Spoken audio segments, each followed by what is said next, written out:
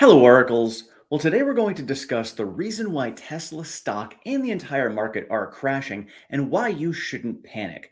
I did a lot of research digging into Apple. A lot of times we compare Apple to Tesla and, just the growth that they're going to have coming out of the financial crisis. How did Apple perform coming out of that? And I think that is similar to what Tesla is going to do over the next decade as well. Big difference between the two is Tesla, I see as having a lot more innovation ahead of them and a lot more room to grow versus Apple, where they kind of became a little bit stagnant till they came out with the App Store. And then from there, they still grew, but really nothing massive when it comes to innovation coming out of Apple. Tesla, on the other hand, I think is going to have more. So I've got some charts put together here. We're going to try something new today. This is my first time trying to do it this way. So I'm going to share these with you guys and discuss, what I had seen, all this information that I had come up with. So let me jump into here. So just looking at the data alone, and I apologize if you guys can't see it, I'll blow the charts up for you in a moment. So just looking at the numbers that we see here when it comes to the EPS. So I balanced out EPS, outstanding shares, the PE ratio, free cash flow, the price of the stock, and the federal funds rate. I wanted to see if the federal funds rate is what was going to be driving the stock one way or the other over the next decade. So what I come to find out is it's not so much a relation between the federal funds rate and the stock price itself or the PE ratio. It's more of the economy and what is going on in the economy that actually affects both of them. So I will get into here looking at the numbers. So EPS for Apple basically grew the entire time over the last 17 years. This goes all the way back to 2005. So the EPS definitely grew. There were some stagnant times, between 2012 and 2014, basically stagnant. Really didn't do a lot there, and the federal funds rate was low. For those who don't know, the federal funds rate was actually well below 1% for a while. 1, 2, 3, 4, 5, 6, 7, 8 years, we were below 1% for the federal funds rate. So what I had noticed in all of this is as the federal funds rate was going up from 2005 to 2006 to 2007, that is when we were getting into that housing bubble. So then at that point, the housing bubble popped. The Fed had to drop the rates, very similar to what they did for COVID, basically drop the rates to zero. So while in 2008, the average rate was 1.92%, at the beginning of the year, it was 4.72%, dropped down to almost zero by the end of the year. And as we can see by the chart here, the PE, which is the yellow line here, the PE ratio dropped significantly as we saw the federal funds rate come down. That is because the economy was going into a very dark place, and the Fed needed to drop the rates in order to get the economy stimulated again. So we did see after that massive drop a bit of a spike, very much like we saw for COVID. So we saw this spike come up. Let me get the picture over here a little bit better for you.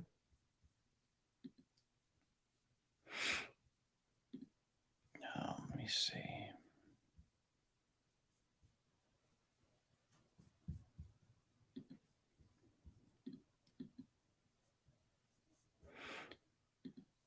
So looking at here, so this is where the PE ratio comes down at the same time the federal funds rate comes down.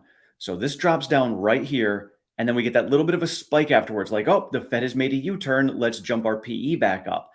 But then reality sinks in that the economy is still not doing well, and it's going to be a slow growth coming out of it. So these little blue bars here are the federal funds rate staying very, very low. But as you can see, Apple's stock price continues to go up. Now, 2013 right here is where they had decided that they were going to be doing their buybacks.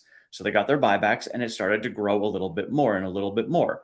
Now, we can take a look at Warren Buffett. When did he buy? 2016. And he bought in 2016, and guess what? At that point there, the federal funds rate started to go back up again. The PE ratio started to go back up again. So people can give Warren Buffett a lot of crap for not getting into the stock sooner. Hey, why didn't you buy in back here when the iPhone was just released? Well, guess what? Guy's not stupid. He knows what goes on in the macro environment and how it affects the stock. So the stock basically traded sideways for the majority of the decade. And then it wasn't until here where it really started to take off. And then the stock price started to grow exponentially again. PE ratio went up, all the price went up. And as we can look here at the next chart, this here is going to show the outstanding shares, EPS, and the PE ratio along with the the stock price. So here it is. We've got the PE ratio right here coming down, following that Fed funds rate as we had seen. And the EPS basically stayed flat. It grew slightly, very slow growth, but the stock price grew significantly as the share count came down. That's just how the math works on it. The stock price is going to go up as the share price comes down because EPS is going to grow. So during the time where we were still trading sideways with the federal funds rate and the PE ratio was staying the same, the stock price was going up because of the buybacks, because the EPS was also going up. This, I think, is what we are going to end up seeing for Tesla stock over the next decade. So I did update all of my price targets when it comes to Tesla. And I do feel that, we are going to see significantly more massive growth. Looking at this here is what I think the end of the decade is going to look like for Tesla, but mostly because we have so much innovation coming in.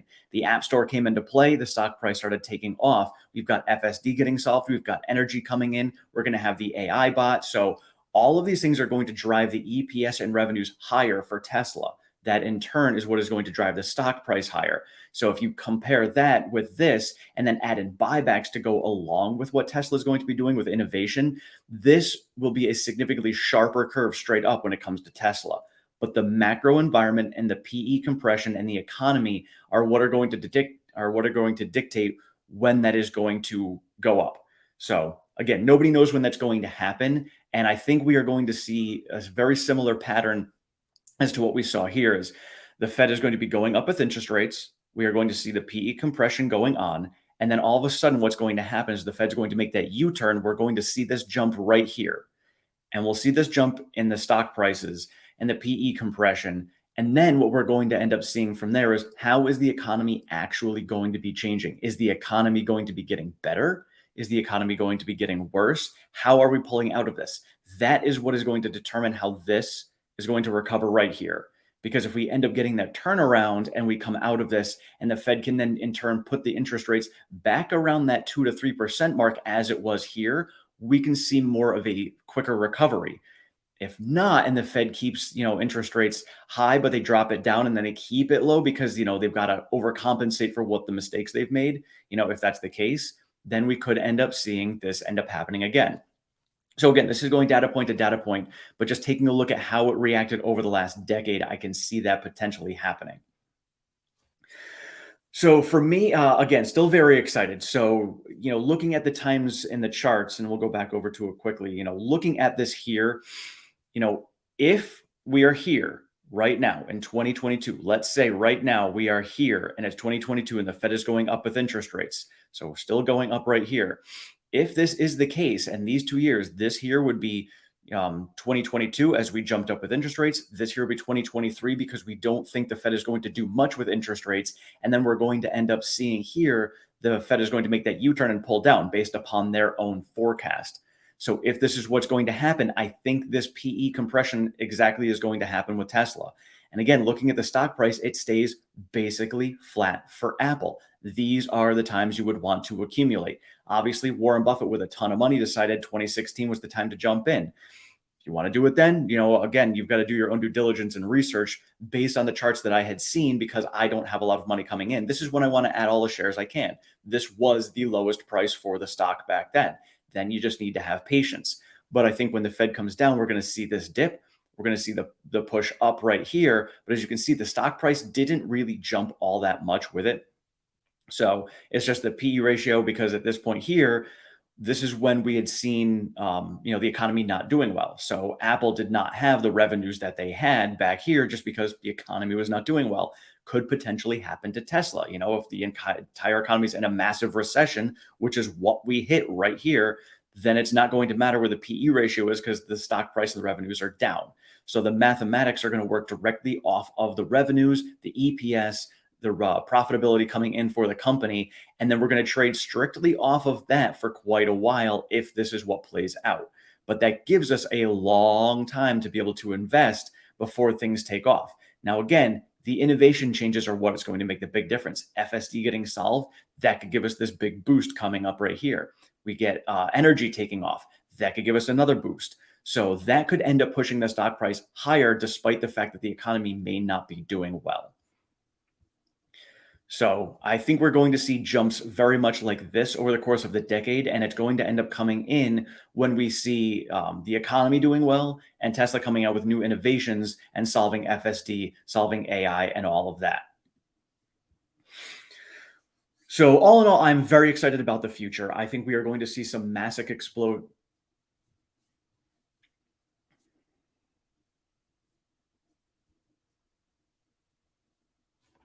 Sorry about that. So all in all, I think we are going to do very well in the future. I think Tesla has a lot going for them. I think we are going to see some massive explosions coming in the stock price in the future, but it's all going to be determined by the macro environment. I think we're going to see a lot of the macro that's just kind of, holding us down just due to the economy being in a rough shape. So we're going to have to pay attention to that because if we do get into a deeper recession, we may end up trading flat for quite a while. So I don't know how much further we're going to end up pulling down. We are still seeing this PE compression going on, as we had seen by the charts. That's just natural as to what's going on.